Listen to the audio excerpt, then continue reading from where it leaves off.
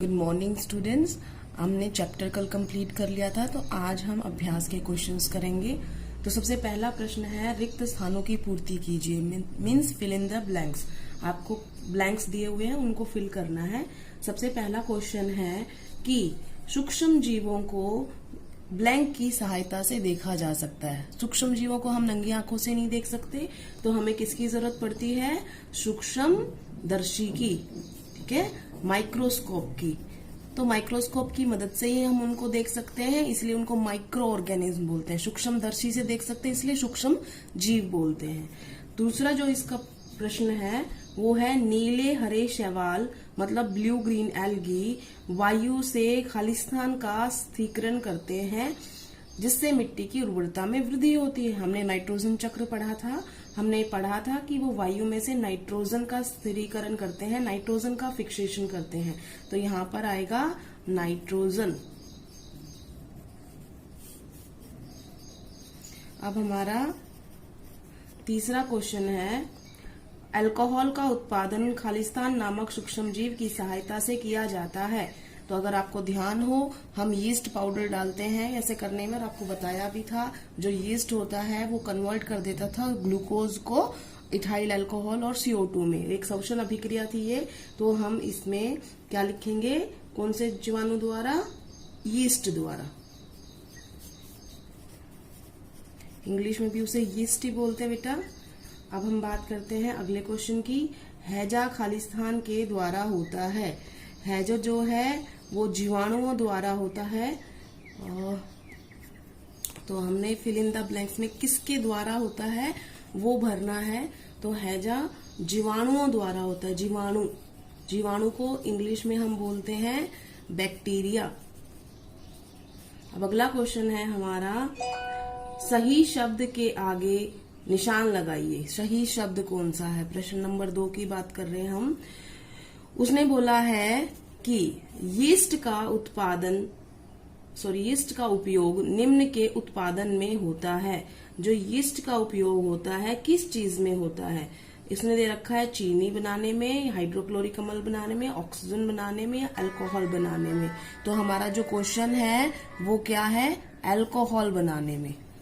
उसका आंसर आएगा अल्कोहल बनाने में। अभी थोड़ी देर पहले भी यही आया था, अल्कोहल बनाने में। उसके बाद हमारा अगला है जो ये कह रहा है कि निम्न में से कौन सा प्रतिजैविक है। बेटा प्रतिजैविक किसको बोलते हैं हम? एंटीबायोटिक को। तो एंटीबायोटिक सोडियम बाइकार्बोनेट बिल्कुल नहीं है। सोडियम बाइकार्बोनेट होता है मीठा सोडा, नहीं है एंटीबायोटिक। अल्कोहल नहीं है, यीस्ट नहीं है, एक है स्ट्रेप्टोमाइसिन, ये है। तो ये सेकंड ऑप्शन है। तो ये है स्ट्रेप्टोमाइसिन। इंग्लिश में भी हिंदी में भी बेटा स्ट्रेप्टोमाइसिन ही होता है। तो ये इसका आंसर हो गया, इस पे टिक करना है हमने। अगला है, मलेरिया परजीवी का वाहक है। मलेरिया जो होता है किसका वाहक है? मतलब मलेरिया जो होता है वो प्रोटोजोआ की वजह से होता है, प्लाज्मोडियम की वजह से। तो वो जो है वो मादा एनोफ्लीज मच्छर में ही रहता है। तो उसका वाहक कौन हुआ? मच्छर हुआ, मादा एनोफ्लीज।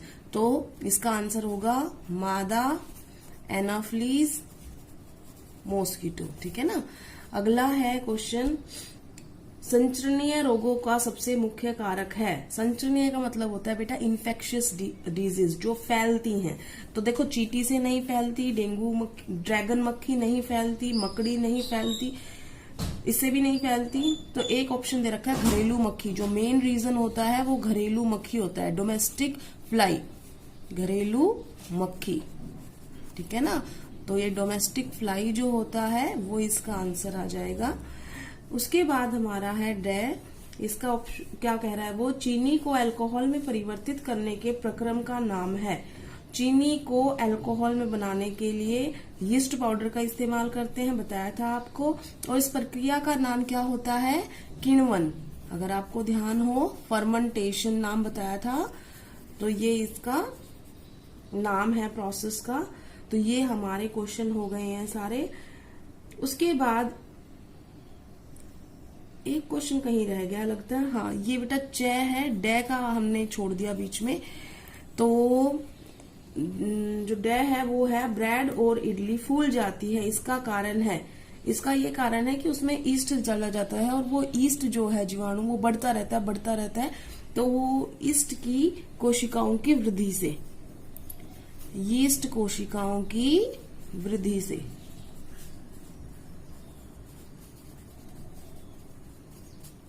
अब अगला क्वेश्चन आते हैं, प्रश्न नंबर 3। उसमें बेटा मिलान करना है कि किसका किसके साथ मिलान करना है। तो आपको दे क्या रखे हैं, जीवाणु दे रखा है, राइजोबियम दे रखा है, यीस्ट दे रखा है, एक प्रोटोजोआ दे रखा है, एक विषाणु दे रखा है मतलब वायरस दे रखा है,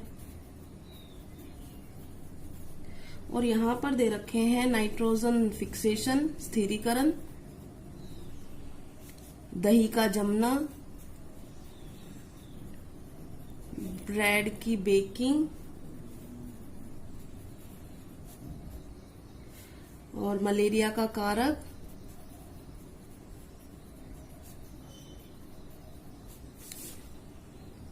तो ये हमने सारे लिख लिए हैं। अब हमें पता करना है कि कौन किसका मैच करेगा। तो कॉलम फर्स्ट में ये थे, तो जीवाणु जो होता है वो किसका कारक होता है, हैजे का कारक। अभी थोड़ी देर पहले पढ़ा था आपने। तो जीवाणु को मैच करना हमने हैजा का कारक से। उसके बाद राइजोबियम बेटा जो गांठें होती हैं जड़ों में, जो मटर, पल्सेस, दलहन वाले पौधे होते हैं उनमें जो गांठें होती है उनमें प्रेजेंट होता है जो नाइट्रोजन फिक्सेशन करता है। तो राइजोबियम क्या करता है, नाइट्रोजन फिक्सेशन करता है। उसके बाद लैक्टोबैसिलस, ये नहीं लिखा हमने कहीं पर, रह गया है, लैक्टोबैसिलस। बेटा लैक्टोबैसिलस क्या होता है, लैक्टोबैसिलस एक तरीके से बैक्टीरिया है जो दूध के अंदर लैक्टोज शुगर होती है, लैक्टोज शर्करा नाम की एक शर्करा होती है दूध के अंदर, वो शर्करा को लैक्टिक एसिड में बदल देता है। तो इससे दही जम जाता है। तो दही का जमना किसकी वजह से हुआ, लैक्टोबैसिलस की वजह से। इसके बाद बात कर रहे हैं ईस्ट। जो ईस्ट है इसका क्या कार्य है, जो ईस्ट है वो जो होता है ब्रेड की बेकिंग में इस्तेमाल होता है। उसके बाद प्रोटोजोआ जो होता है क्या होते हैं वो ध्यान अगर आपको हो, सूक्ष्मदर्शी की जो सहायता से जीवाणु, सूक्ष्मदर्शी की सहायता से जो सूक्ष्म जीव देखे जाते हैं उनकी 4 कैटेगरी थी, उसमें से एक कैटेगरी ये भी थी प्रोटोजोआ। तो प्रोटोजोआ जो होता है वो ज्यादातर बीमारियां होती हैं। अभी थोड़ी देर पहले बताया था जो एनाफ्लीज मच्छर है वो प्रोटोजोआ का कारक है, उसका वाहक है। तो मलेरिया को जो फैलाने वाला है वो कौन है, प्रोटोजोआ है। उसके बाद एक बचा हुआ है वायरस। तो वायरस, एड्स जो है बीमारी वो इस वायरस की वजह से होती है, जिसको बोलते हैं HIV virus, human immunodeficiency virus. AIDS उसकी वजह, उस एड्स की वो बीमारी का कारक है वायरस। तो हमारा तीसरा क्वेश्चन हो गया है मैच द कॉलम। अब हम करते हैं प्रश्न नंबर 4। प्रश्न नंबर 4 से उसने कहा है कि क्या सूक्ष्म जीव बिना यंत्र की सहायता से देखे जा सकते हैं, यदि नहीं तो वो कैसे देखे जा सकते हैं। बेटा सूक्ष्म जीव होते हैं सिर्फ और सिर्फ हम सूक्ष्मदर्शी की सहायता से देखे जा सकते हैं, आप उनको नेक्ड आई से नहीं देख सकते हो। तो क्वेश्चन का आंसर मिल गया आपको। अब प्रश्न नंबर 5 की बात करते हैं। प्रश्न नंबर 5 है सूक्ष्म जीवों के मुख्य वर्ग कौन कौन से हैं। तो ये आपको बता दिया था, एक होते हैं जीवाणु बैक्टीरिया, एक होते हैं कवक फंगी, एक होता है प्रोटोजोआ, उसको भी इंग्लिश में प्रोटोजोआ ही बोलते हैं, और एक होता है शैवाल। ये माइक्रो ऑर्गेनिज्म की श्रेणी में आते हैं, ठीक है। उसके बाद हम बात करते हैं प्रश्न नंबर 6। प्रश्न नंबर 6 में पूछा गया है वायुमंडलीय नाइट्रोजन का मिट्टी में स्थिरीकरण करने सूक्ष्म जीवों का नाम लिखियो। तो नाम राइजोबियम होता है। राइजोबियम वो होता है जीवाणु जिसकी वजह से नाइट्रोजन फिक्सेशन होता है। प्रश्न नंबर 7 है हमारे जीवन में उपयोगी सूक्ष्म जीवों के बारे में 10 पंक्तियां लिखिए। बेटा जो भी आपको यूजेस बताए थे उनके, जैसे ब्रेड जमाते हैं, हम ब्रेड बनाते हैं यीस्ट पाउडर डाल के, दही जमाते हैं, केक बनाते हैं, और आप अल्कोहल भी बनाते हैं, इसी से एसिटिक एसिड बनाते हैं। किण्वन प्रक्रिया से आप बहुत सारी चीजों में इस्तेमाल करते हैं, बहुत सारी जो एंटीबायोटिक होती हैं, बीमारियों से बचाने के लिए इस्तेमाल होती हैं, वो भी इन जीवाणुओं से और जो सूक्ष्म जीवों से हैं वो पैदा की जाती हैं। तो इस वजह से बहुत इंपॉर्टेंट है। पर्यावरण को स्वच्छ रखते हैं, जो डिकम्पोजिशन करके आप गठन करके, ठीक है। और क्या बताया था, टीका बनाने के लिए भी सूक्ष्म जीवों की कुछ मात्रा अंदर शरीर में डाली जाती है, मृदा की उर्वरता बढ़ाते हैं, है ना। तो ये सारे क्या हैं, ये सारे उनके उपयोग हैं, जो बहुत अच्छे उपयोग हैं, जो हमारे सहायता करते हैं। तो वो सब आपने लिखने हैं। रिटन मटेरियल मैं आपके पास भेज दूंगी आज। अब अगला है सूक्ष्म जीवों द्वारा होने वाली हानियां। देखो बेटा, आपने पढ़ा था मनुष्यों में भी रोग करते हैं, जानवरों में भी करते हैं। कुछ जीवाणु जो होते हैं वो जो हमने मटेरियल इकट्ठा कर रखा है, जैसे पौधों का या कोई सीड्स इकट्ठे कर रखे, उनको खराब कर देते हैं। जो नाइट्रोजन से जो फिक्स होके हमारी मिट्टी में उर्वरता बढ़ चुकी है, नाइट्रोजन यौगिक बन के, उनको वापस नाइट्रोजन यौगिक से नाइट्रोजन में बदल के वापस कन्वर्ट करके वो उनकी जो उर्वरता है उसको कम कर देते हैं। तो ये सारे क्या हैं, ये सारे उनके एक तरीके से हमारे जो शत्रु वाले हमने पॉइंट्स पढ़े थे वो सारे इसमें आएंगे। जैसे आपने फूड पॉइजनिंग भी पढ़ी थी, आपने बहुत सारे रोग पढ़े थे, वो सब हमारे किस में आएंगे, इनमें, कि हानियां क्या है। लास्ट क्वेश्चन है बेटा, प्रतिजैविक क्या है। प्रतिजैविक मतलब एंटीबॉडीज, सॉरी एंटीबायोटिक। प्रतिजैविक, जैविक मतलब बायोटिक और प्रति मतलब एंटी। तो एंटीबायोटिक क्या है और एंटीबायोटिक लेते समय क्या सावधानियां बरतनी चाहिए। बेटा एंटीबायोटिक ये आपको बताया था कि ये हमें या तो जीवाणु या कुछ कवक होते हैं जो अच्छे होते हैं, उनसे कुछ केमिकल्स निकलते हैं, उनको हम ले लेते हैं और अगेंस्ट किसी और बीमारी के इस्तेमाल करते हैं। तो ये जो औषधियां होती हैं ये उन सूक्ष्म जीवों को या तो नष्ट कर देती हैं या उनको स्टॉप कर देती है आगे बढ़ने से। तो एंटीबायोटिक जो होती है वो औषधियां हैं जो बनाई जाती हैं सूक्ष्म जीवों से ही और सूक्ष्म जीवों को ही खत्म करती हैं।